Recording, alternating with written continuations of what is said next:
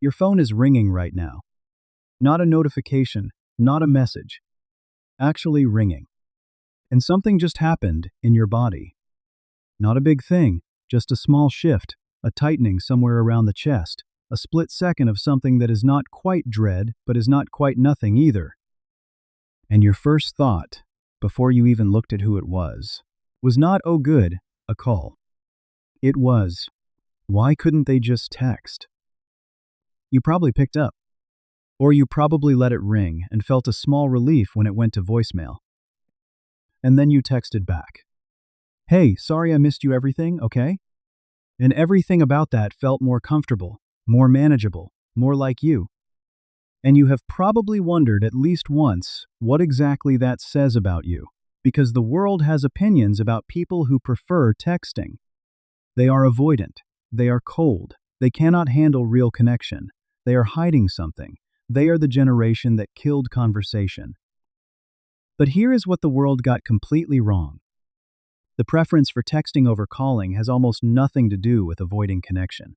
It has everything to do with how much you value it. It has everything to do with how much you value it. Let me tell you what actually happens when your phone rings. In the fraction of a second between hearing the ring and answering, your nervous system runs a calculation. A call means right now, with no preparation, no editing, no second to gather my thoughts. I have to be fully present, fully articulate, fully myself, on demand. And whatever comes out of my mouth in the next few seconds is going to land exactly as it lands. No correction, no revision, no time to find the right word, no ability to read back what I said before I said it. What goes out stays out, forever. It feels like a performance, without a rehearsal, on a stage that opens the second the ringing starts. Psychologists who study communication and anxiety have found something fascinating. When you text someone, you have your interior life back. You have the gap between what you feel and what you send.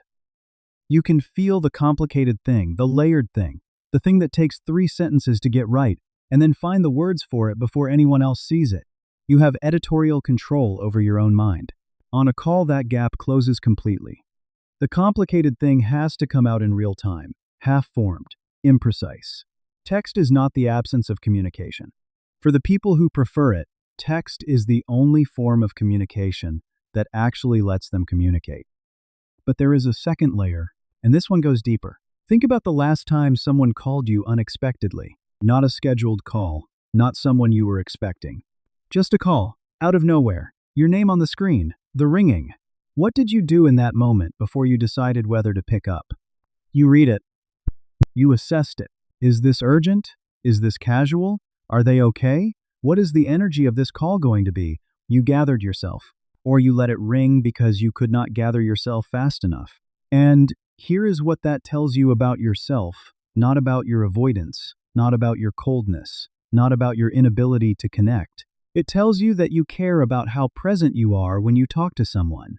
It tells you that you do not want to show up to a conversation half-ready. You have spent your whole life noticing when people are only partially there, and you refuse to be that person. So, when the call comes and you are not ready, not fully ready, not gathered, not in the right place to actually be there, you do not answer. Not because you do not care, because you care too much to answer badly. There is research on this that most people never hear about. Studies in communication psychology have consistently found that people with higher emotional intelligence, people who are more attuned to the subtleties of language, tone, and interpersonal nuance, show significantly higher discomfort with unscheduled voice calls. Not because they lack social skills, because they have more of them.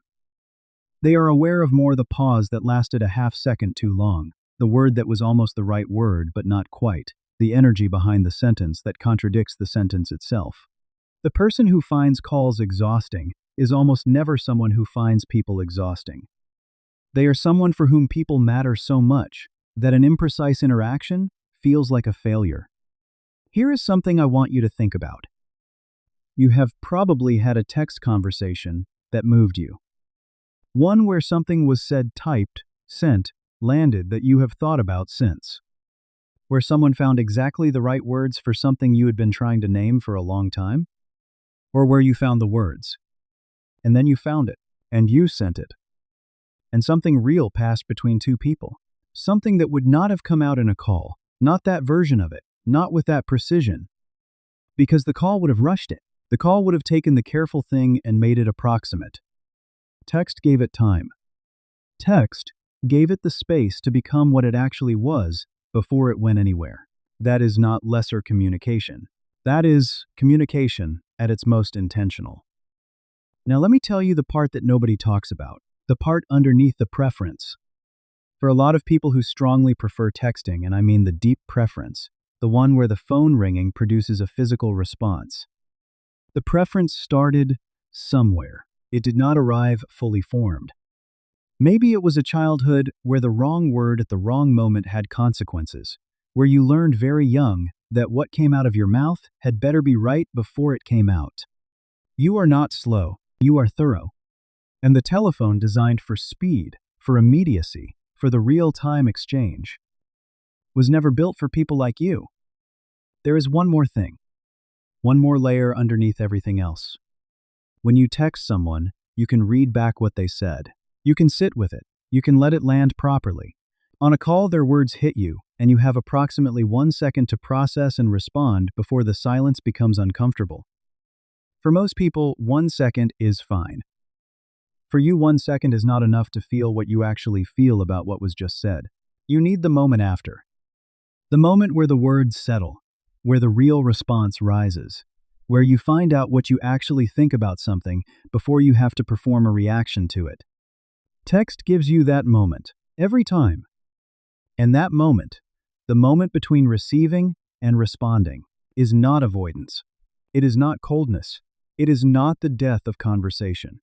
It is the only way you know how to be honest, because the honest response takes a second longer than the immediate one, and you have always known the difference between the two.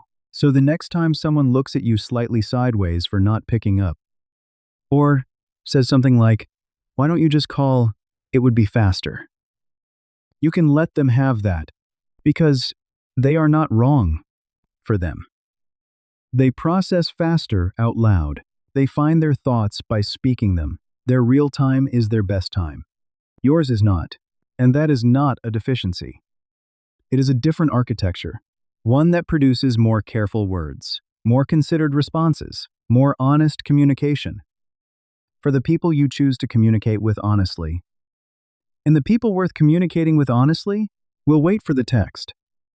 If this video just explains something about yourself, you have never quite been able to explain to anyone else. This is what this channel is for. Every week, always this deep, always this honest. Decoded Psyche. Join now